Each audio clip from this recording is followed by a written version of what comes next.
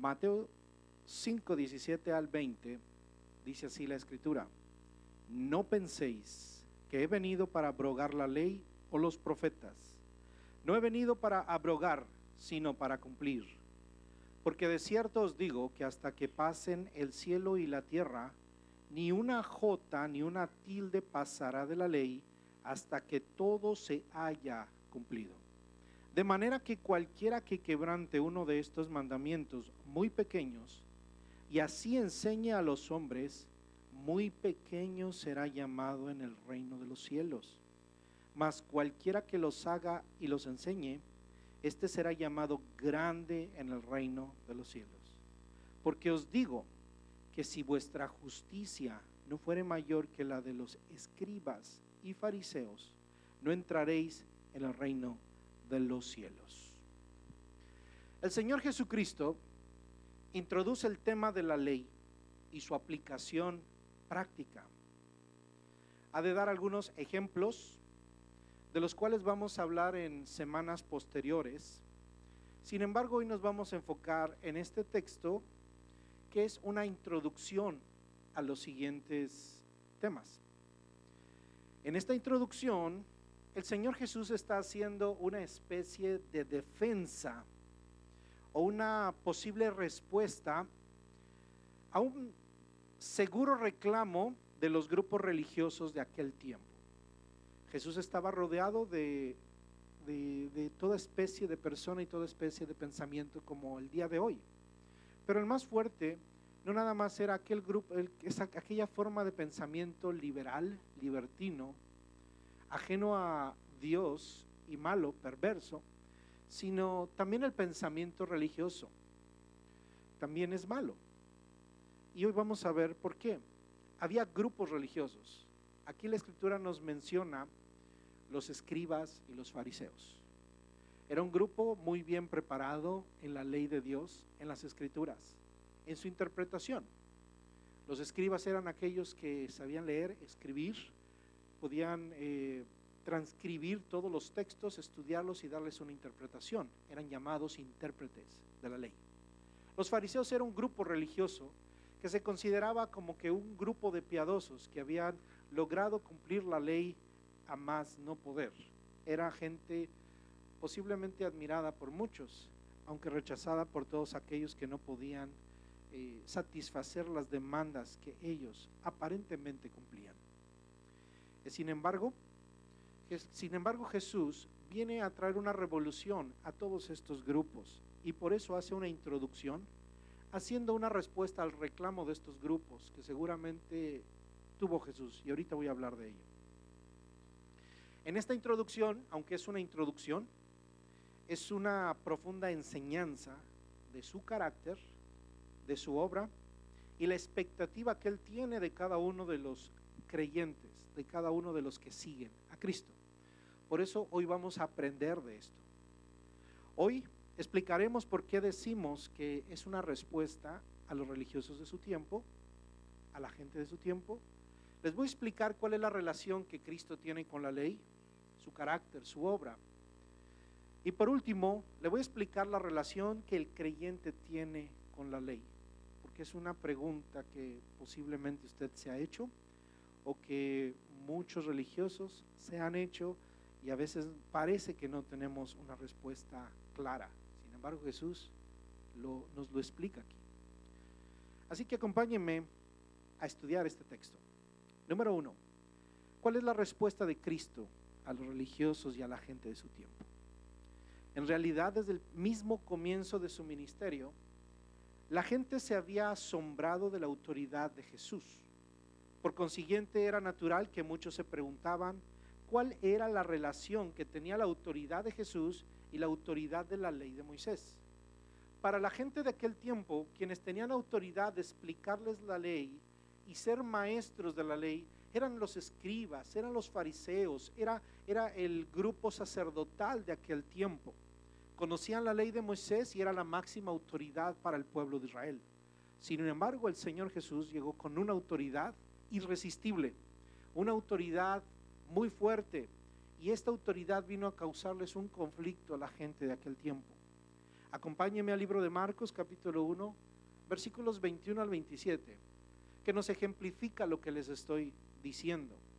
Marcos, capítulo 1, versículos 21 al 27.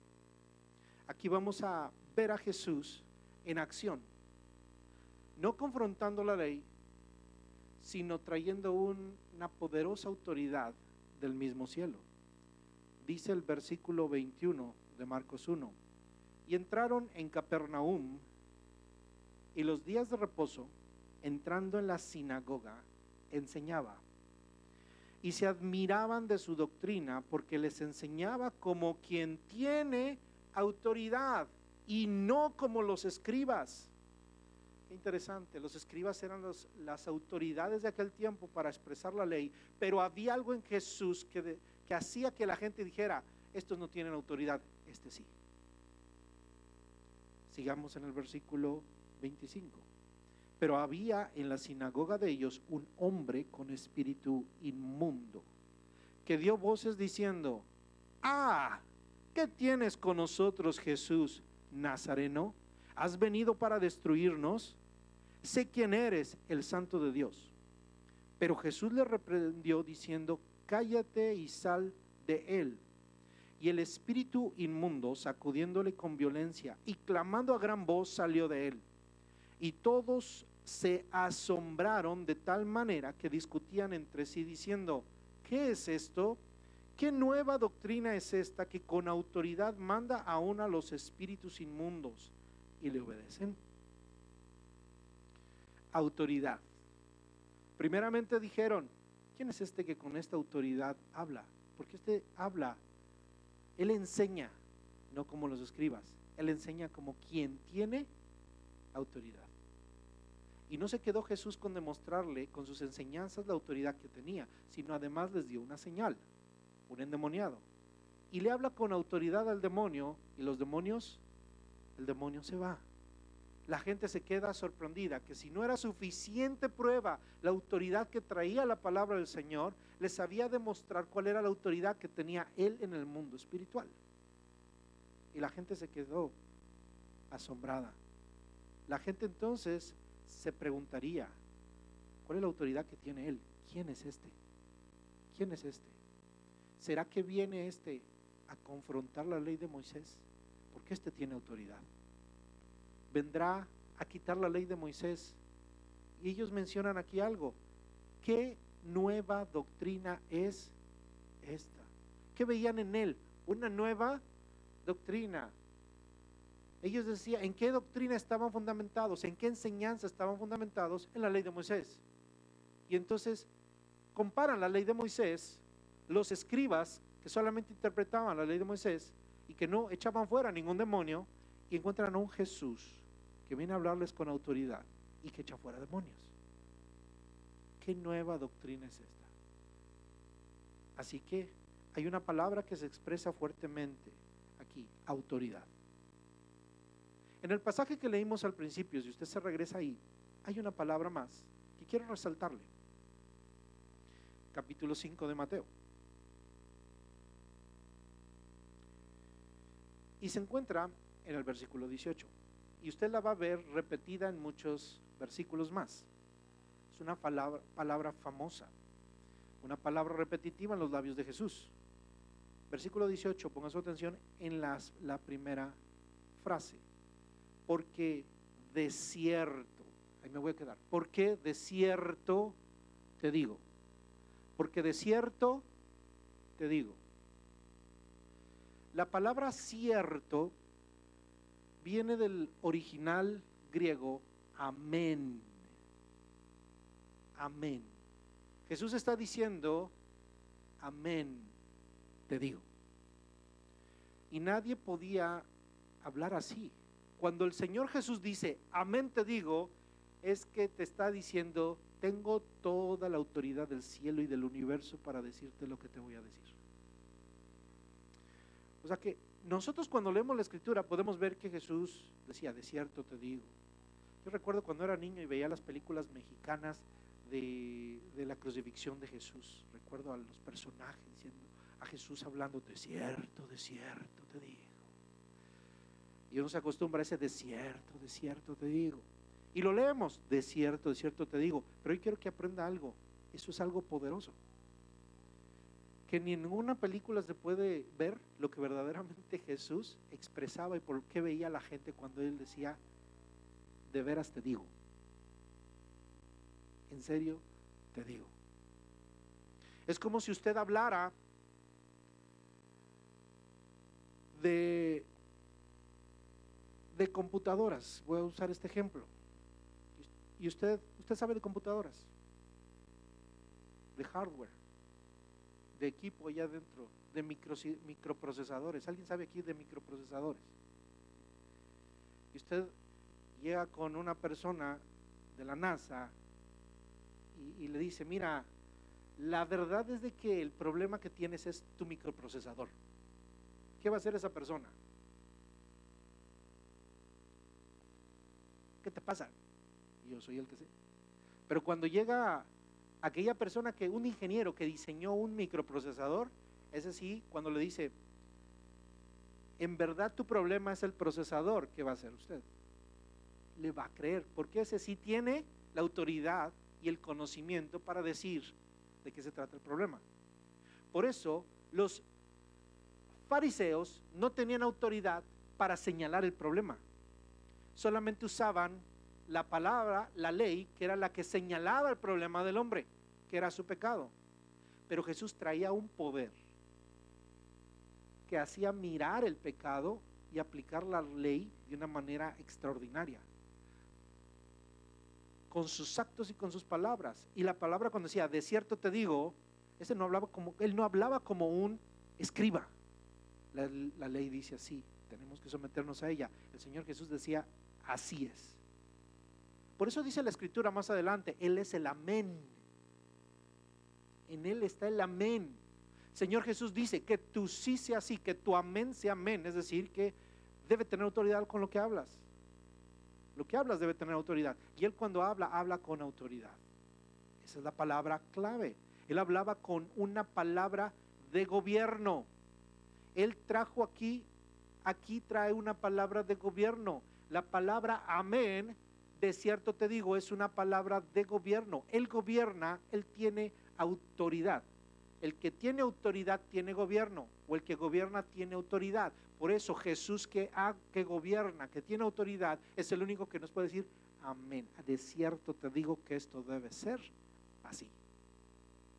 Y todo el mundo nos debemos someter a Él. Sin embargo, los escribas, ¿qué hacían? Solamente interpretaban. No solamente en su autoridad, sino también en su actividad. Jesús causó conflictos en medio de ellos. Jesús parecía desafiar la ley, deliberadamente sanaba a las personas en el día de reposo. Si usted recuerda este pasaje que acabamos de leer, ¿cuándo entró a la sinagoga? En el día de reposo, porque es el día que se abría para el estudio bíblico, para el estudio de la ley. Y ese día vio un endemoniado y lo liberó. En ese día entraron enfermos y los sanó, y fue juzgado y criticado. Por eso, ¿qué es lo normal que pensarían las personas? Este viene a confrontar la ley de Moisés. Porque los escribas decían, en el sábado no se tiene que hacer nada. Pero aquí viene el Hijo de Dios y no hace lo que los escribas dicen. Pero Él sí hablaba con autoridad. No observaba todas las tradiciones de los fariseos. Las asociaciones de nuestro Señor Jesús parecían estar contrarias a la ley, porque además era amigo de publicanos y de pecadores. Los fariseos, que eran gente supuestamente de las más religiosas y la más pura, no se dejaba tocar de una mujer que estuviera en su periodo menstrual. No podía acercarse a un leproso. No podía tocar un muerto. Cualquier cosa lo contaminaba. No podía comer con las manos sucias. Pero Jesús permitía que sus discípulos comieran con las manos sucias, que recogieran espigas, que recogieran cuando era sábado. Tocó leprosos. Una mujer con enfermedad de flujo tocó su manto y fue sanada. Parecía que Jesús había venido a confrontar la ley, y era normal que pensaban que Él estaba en contra de la ley. El resultado era natural. Ellos pensarían que no tenía respeto por la ley. Y entonces inicia una guerra entre Jesús, la palabra viva, y la religión. Es una guerra que parece que no acaba, pues aún en nuestro tiempo seguimos viviendo o teniendo la misma tendencia. Una guerra entre Cristo, el Evangelio y la religión. Es una guerra que nosotros conocemos muy bien, la vivimos muy de cerca. Esta tensión en todas las iglesias la vivimos. Que si se debe hacer esto, que si no se debe hacer esto, que si esto es más santo y aquello es más profano. Y déjeme decirle que es confusa a veces la vida cristiana bajo esa perspectiva. Cuando no se conoce la palabra y cuando no se entiende el Evangelio. Entonces algunos pensarían que él estaba en contra de la ley. Sin embargo, había otros que posiblemente dijeron: me gusta Jesús porque confronta la ley que yo no puedo vencer. Y entonces decían: si este abroga la ley, yo voy a poder hacer lo que yo quiero.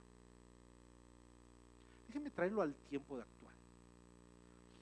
En las iglesias le llamamos a las personas que están muy apegadas a las tradiciones de la iglesia, se les tacha de legalistas. Y yo quiero que tengamos cuidado con eso, porque lo que está haciendo aquí el Señor Jesús es tocar este tema con el debido cuidado que se debe tratar. Porque nosotros, los seres humanos, somos dados a tachar a las personas y las clasificamos y decimos: ay, es que este hermano es muy legalista. Y por otro lado, tenemos a otros hermanos que los calificamos como muy mundanos. El Señor Jesús está dándonos el equilibrio perfecto, correcto. Porque si hay un grupo de personas que piensan, como un grupo, inclusive es un grupo grande de cristianos, que piensan que la gracia es el permiso de hacer lo que nosotros queramos sin remordimiento. Así se lo puedo explicar. Cada vez que preparo un tema busco algunas ilustraciones o estoy leyendo algunos casos y leyendo, buscando en ilustraciones, en sermones, no encontré una ilustración adecuada para esto, porque no cualquier ilustración se puede usar en cada situación. Porque me encontré una infinidad de ilustraciones que me horrorizaron pensar que son ilustraciones que se usan en la iglesia para poder explicar la gracia de Dios. Y este es el mensaje que estoy entendiendo entonces que muchos pastores predican. Me atrevo a decir lo que muchos pastores predican y que algunos cristianos creen: que la gracia de Dios es el permiso que Dios nos da de hacer lo que queramos sin temor a ser juzgados. Y esta es la palabra que se usa. Vivimos en el tiempo de la gracia, no de la ley. Y entonces se vive como se quiere. Judá tuvo sus hijos con su nuera, pensando que era una prostituta. David fue un hombre conforme al corazón de Dios, pero cometió horrores, cometió pecados horribles, espantosos, porque somos pecadores. La Biblia nos enseña: somos pecadores. Cristo vino a cumplir la ley. Lo que no pudieron cumplir los demás, lo cumplió Cristo. Yo vine a cumplir la ley. Yo vine a cumplir la ley, y es lo que el Señor está diciendo. Él cumplió todo en el sentido de llevarlo a su realización por medio de su persona, su enseñanza y su obra.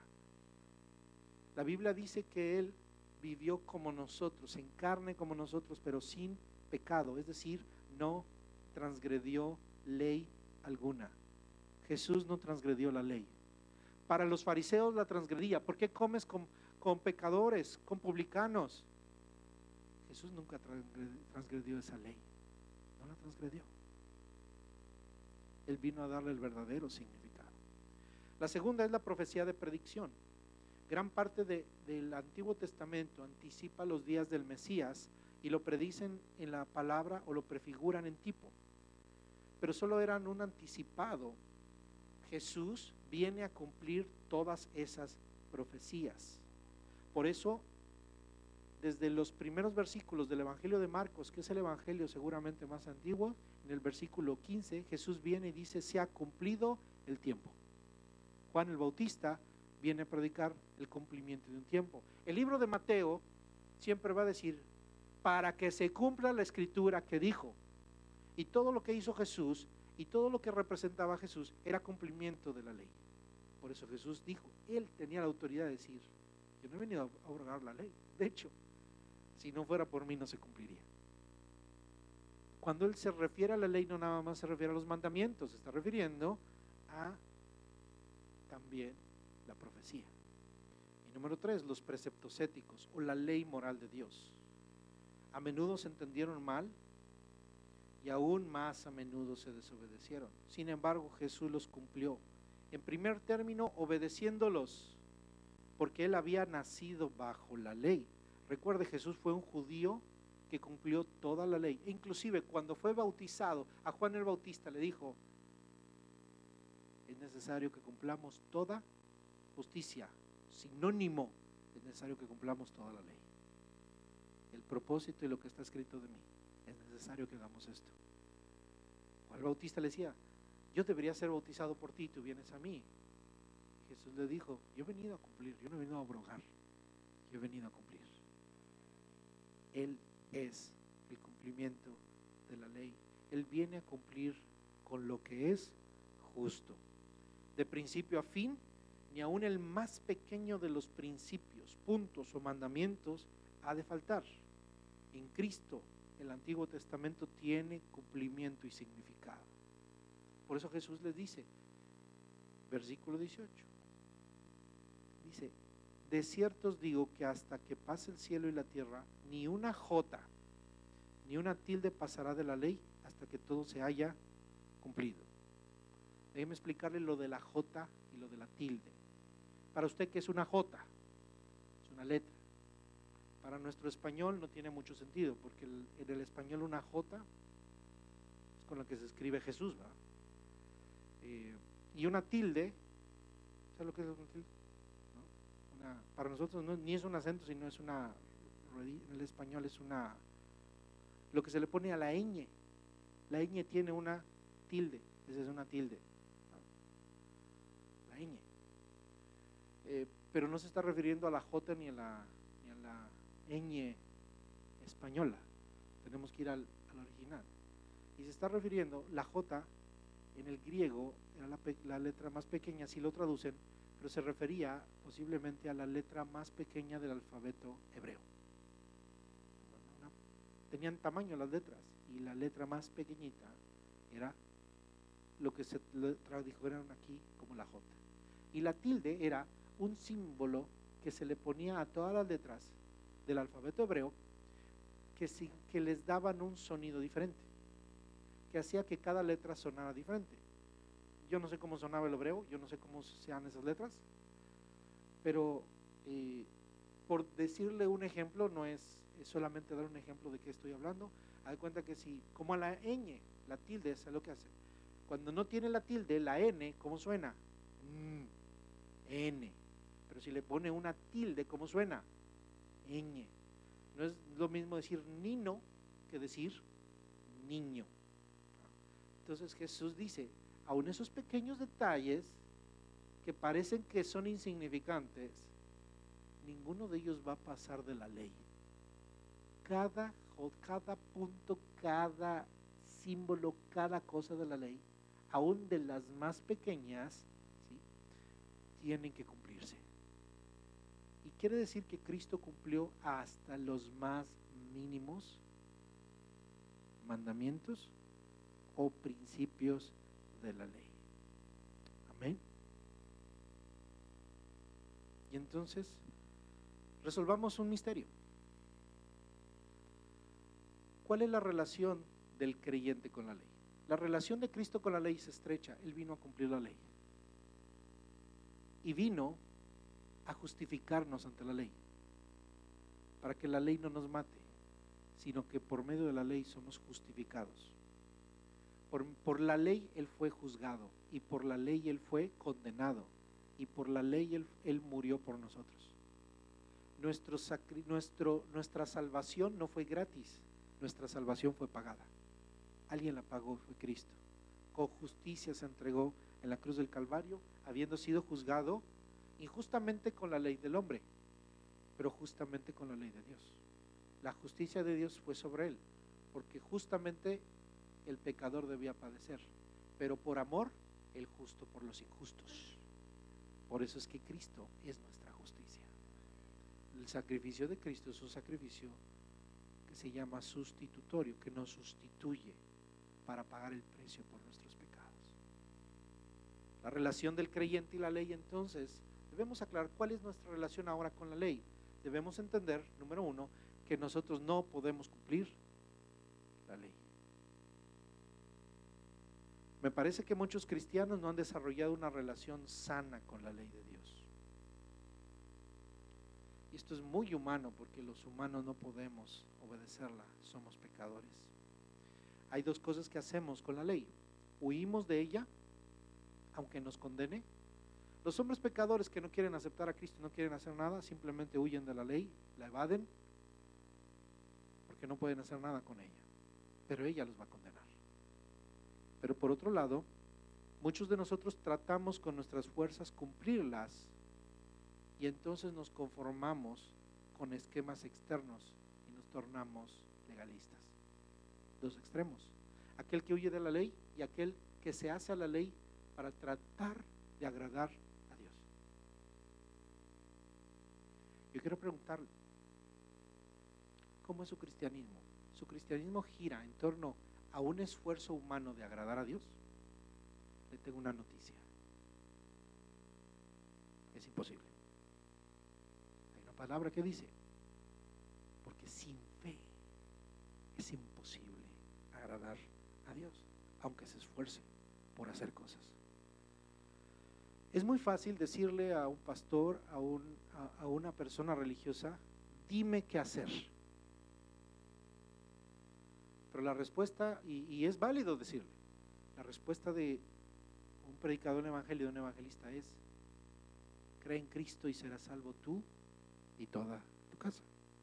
Cree en Cristo, cree en Cristo, cree en Cristo y serás salvo. No estoy esperando que hagas algo.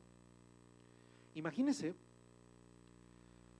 que va pasando por ahí, por el estadio donde juegan el Dynamo Houston, y agarro el equipo de aquí, porque si agarro a México o a El Salvador, pues bueno, se van a enojar, hermanos. Bueno, aquí no se enojan. Entonces, imagínese que va pasando por ahí y usted trae su playera del Dynamo. Viene vestido por ahí. Pasó y se compró su jersey del Dynamo y parece un jugador, pero de ahí. Y resulta que va el entrenador y le dice: ¿y tú qué haces aquí? Vente. Y se lo mete al campo de fútbol. Eres portero, ¿verdad? Y usted se queda así. Ándale, le pone el suéter de portero y lo mandan a la portería a usted. ¿Qué haría usted? Bueno, y ahí viene el equipo contrario, y pues ya está ahí metido. Y todo el mundo tiene esperanza en usted. Usted es el portero estrella de los Dynamo. ¿Usted cree que la va a hacer? Pero si usted tiene el uniforme, tiene número. Es más, tiene el nombre del portero estrella del Dynamo. ¿Es posible? Le van a meter goles, pero va a usted depender de la defensa, ¿verdad? Así sabe que hay muchos cristianos viviendo una vida cristiana sin ser cristianos y dependiendo a veces de que otros les defiendan.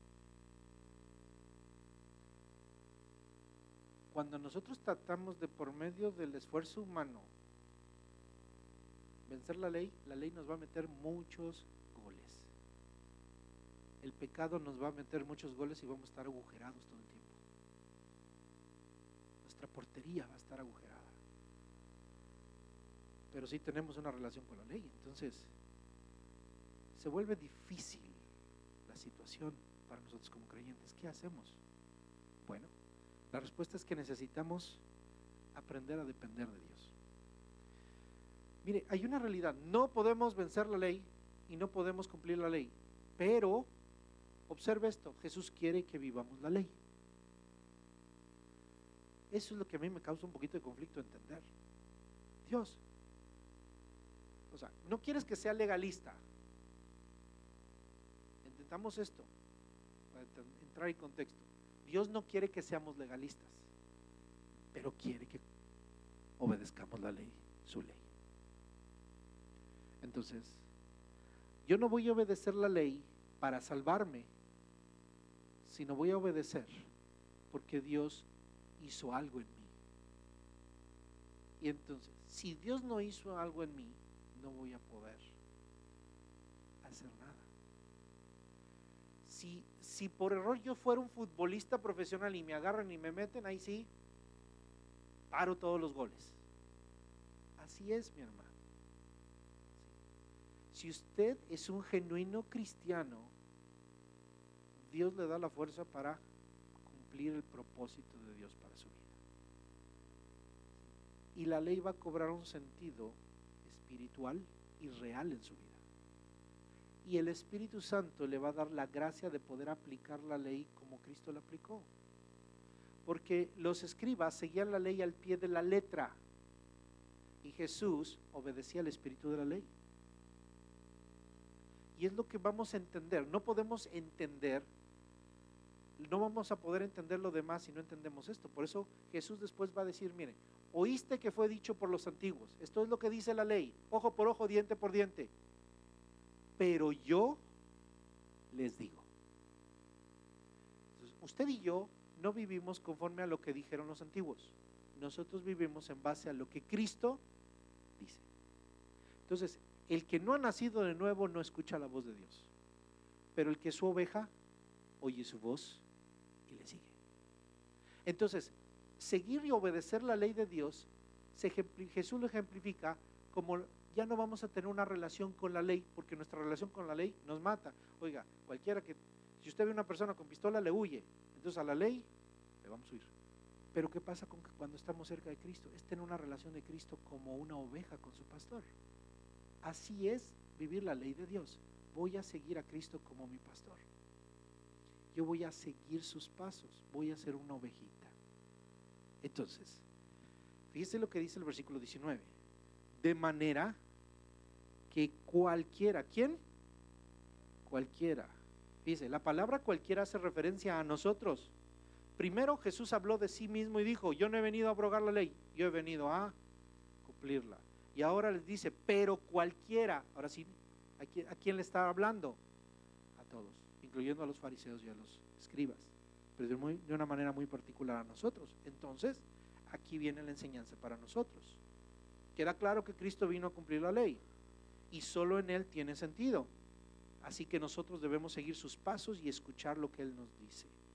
Y nos dice en el versículo 19 lo siguiente: de manera que cualquiera que quebrante uno de estos mandamientos, o sea que los podemos quebrantar. O sea, le está hablando a sus creyentes, seguramente muchos los quebrantaremos. ¿Y de cuáles habla primero? De los más pequeños. Y es algo interesante entender que los mandamientos de Dios tienen diferentes pesos. Debemos obedecer todos, pero hay mandamientos que son más pequeños. Pero Jesús está diciendo, imagínate, hay mandamientos que pueden parecerte a ti muy pequeños, pero aquel que quebranta uno de estos, y mire, y así enseña a los hombres, eso se los está echando a los fariseos y a los escribas. Mira, puede haber pequeños detalles que tú rompes y así le enseñas a los hombres. Pues mira, muy pequeño serás llamado en el reino de Dios. Mas cualquiera que los haga y los enseñe, o sea, los más pequeñitos, este será llamado grande en el reino de los cielos. La grandeza del reino, mi hermano, tiene que ver con la obediencia. Mayor obediencia, mayor nuestra estatura en el reino de Dios. Hay gente que pueda decir, yo he sido libre de la ley, yo no soy legalista. Así que No, tú haz lo que quieras, Dios te perdona. Eso es a los que Dios le está diciendo, tú vas a ser menos en el reino. Usted puede pensar, ay, es que esta hermanita bien legalista, mira cómo es. A lo mejor ella es una grande en el reino. ¿Por qué? Porque yo no soy nadie para juzgarla. ¿Cómo quiere agradar a Dios? Si en su corazón está genuinamente agradarle a Dios, lo va a hacer. Le voy a poner un ejemplo. Ninguna de las hermanas aquí usa velo y a ninguna se le impone. No hemos enseñado nada del velo. Hay iglesias en donde se les dice a todas las hermanas, todas las mujeres, pónganse su velo. Y siempre le he dicho aquí, hermano, si usted ve una hermana que agarra y se pone su velito, va a decir, ay, la hermana ha de ser de las legalistas. No, hermano. Si usted quiere ponerse su velo, hermana, póngaselo. ¿Sí? Porque ese es un mandamiento pequeño que sabemos que no es una determinación, es una cuestión cultural, pero para la hermana es importante. Si yo dijera, hermana, usted no debe usar velo aquí, porque nadie aquí usa velo, no hemos enseñado eso. Yo estoy siendo un pequeño en el reino. ¿Me explico? El diezmo, por ejemplo. Mucha gente dice, es que el diezmo es del Antiguo Testamento. Y tiene razón. Puede tener mucha razón. Pero a la luz de este pasaje, usted puede entender que el diezmo es bíblico. Que las ofrendas son bíblicas. A la luz de ¿qué? Del Evangelio de Cristo. Que si yo les enseño, no hermano, no diezme, no diezme. Yo estoy agarrando un mandamiento. Dice, pues es que no, yo creo que no debe tener mucho peso. El peso que tenga, aunque fuera el más chiquito, si yo no lo enseño, yo soy menor en el reino. Si no lo obedezco. Pero bajo esta perspectiva, mi hermano, usted puede entender qué es lo que Dios nos está hablando. ¿Sí? Utilice estos dos ejemplos porque siempre causan mucha controversia en el pueblo cristiano, en el pueblo de Dios, para poder explicarle esta realidad.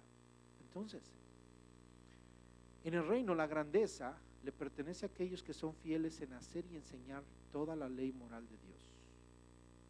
Así lo dijo Spurgeon: la grandeza en el reino de Cristo está ordenada de acuerdo con la obediencia. Y mire el versículo 20, dice así: porque os digo, si vuestra justicia, y esto está tremendo, vuestra justicia no fuere mayor que la de los escribas y fariseos, no entraréis en el reino de los cielos. Oiga, esto está serio, muy serio, porque nos dice, tú que estás en el reino, si tú los quebrantas y además enseñas a quebrantarlos, tú eres menor. Pero aquí dice, si tu justicia, es decir, si tu vida y tu relación con la ley no es mayor que la de los escribas y fariseos, tú no entras en el reino. Esto está más serio, hermano. Una cosa es ser pequeño en el reino, pero otra cosa es no entrar al reino. Y aquí la Biblia está diciendo, el Señor Jesús dice, si tu justicia, es decir, si ustedes no son mejores que los escribas y fariseos, no entrarán. O sea, está diciendo, los escribas y fariseos están fuera del reino con todo y su piedad. Y entonces a nosotros, ¿qué nos dejan? Nos dejan una responsabilidad muy grande y una cuestión muy difícil. El Señor Jesús nos lo está dejando. A sus seguidores está diciendo, miren, ustedes no pueden ser como los escribas y los fariseos, ustedes necesitan algo más. Jesús habla de la necesidad de superarla, y esto resultó un duro golpe tanto para los fariseos, porque ellos se creían lo máximo, pero también para el pueblo, porque el pueblo decía, yo no puedo alcanzar esa estándar. Fíjese, el estándar del pueblo era los fariseos y los escribas. Es como que usted se ponga como estándar el hermano más espiritual que usted considere aquí en la iglesia. ¿Sabe? Usted puede considerar gente muy espiritual, siempre ponemos ojos en hermanos de la iglesia. Y decimos, ay, este hermano qué espiritual. ¿Sabe que a veces nos hemos equivocado? Y es lo que Jesús está diciendo, miren, está bien su celo por la ley, lo que está mal es el ejemplo que ustedes toman, porque el ejemplo o estándar que ustedes siguen no es el de Dios, es el de los hombres, es el de los escribas y fariseos. Por eso, mi hermano, usted y yo no podemos depender en nuestros estándares de vida la gente que está a nuestro alrededor, sino Cristo. La ley de Dios se cumple como Cristo la cumplió.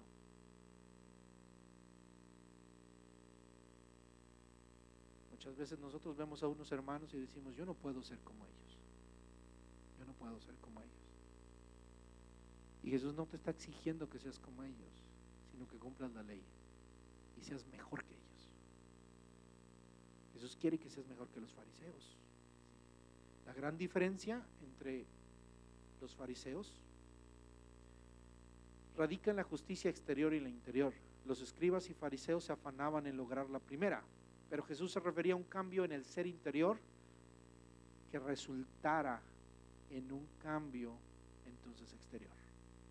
Los fariseos estaban por fuera bien, por eso Jesús decía, fariseos hipócritas, sepulcros blanqueados, por fuera están muy bonitos, pero por dentro están llenos de muerte y de huesos secos, muertos.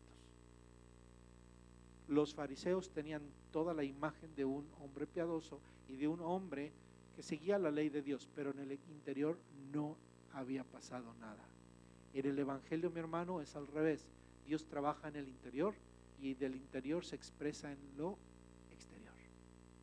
Los seres humanos medimos en base a lo que vemos, pero realmente, hermano, debemos entender que lo que hoy puedo ver en ustedes, lo que trato de ver no es lo que veo en el exterior, sino lo que veo en su exterior me debe hablar de lo que pasó en su interior. Por eso las actitudes, las reacciones, las cosas que se pueden ver afuera, hablan de lo que está adentro. Porque lo que importa, hermano, es lo de adentro. Por eso, hermano, no nos importa cómo se viste la gente. No nos importa cómo se peina la gente. No nos importa cómo se pinta la gente. Si nos importa su corazón. Cuando hay cambios, la gente internos, la gente por afuera se ve, cambia. Usted ha visto un hombre transformado por Dios, usted lo ha visto y a lo mejor usted lo ve en el espejo, pero se ve porque Dios trabajó adentro. Y entonces, hermano, esa es la diferencia entre los fariseos. Usted no hace cosas para el reino para cambiar, sino las hace porque ha cambiado. Usted está aquí no para cambiar, sino porque ya ha cambiado. Y claro, estamos en ese proceso, estamos escuchando la palabra de Dios para ser transformados cada día, porque la transformación, recuerde que es paulatina, pero el nuevo nacimiento se realiza una sola vez. Y es a lo que quiero llegar para concluir con eso. ¿Cuál es la esperanza que tenemos nosotros que no podemos cumplir la ley?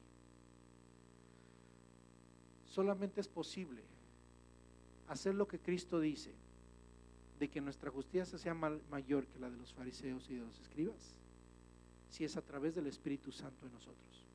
Si el Espíritu Santo nos ha regenerado y si el Espíritu Santo mora en nosotros. Esta justicia es evidencia de un nuevo nacimiento y nadie puede entrar al reino de Dios sin haber nacido de nuevo. Desde el Antiguo Testamento Dios dijo las siguientes promesas. Una se encuentra en Jeremías 31:33 y la otra se encuentra en Ezequiel 36:27. La primera de ellas le dice Dios a su pueblo, Jeremías 31:33: pero este es el pacto que haré con la casa de Israel después de aquellos días, dice Jehová. Daré mi ley en su mente y la escribiré en su corazón, y yo seré a ellos por Dios y ellos me serán por pueblo. Ahora mire cómo se realiza y la relación tan estrecha que tiene con el Espíritu Santo. Ezequiel 36, 27.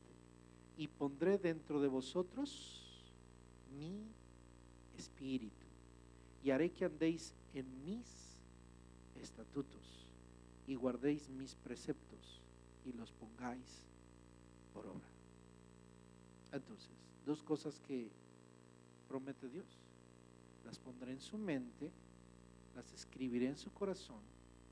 ¿Cómo nos lo explica Ezequiel? Poniendo su espíritu en nosotros. Solamente por su espíritu podemos caminar y cumplir el propósito de Dios para nosotros: obedecerle y entender su ley y sus preceptos.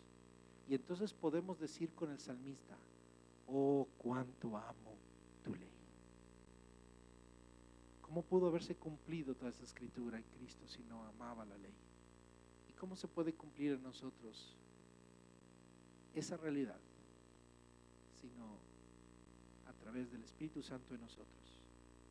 Para que el Salmo 119, que es el más largo de la escritura, tome sentido en nuestra vida, necesitamos al Espíritu Santo dentro de nosotros, y será un disfrute y un deleite obedecer a Dios, no como la gente lo pide, no como la gente nos lo exija, sino como Dios nos lo ha formado, nos lo ha puesto en el corazón a través del Espíritu Santo, que nos lleva a Cristo, nos hace actuar como Cristo y nos hace entender la escritura inspirada por Él, y tendremos el entendimiento para poder obedecer la voz de Dios.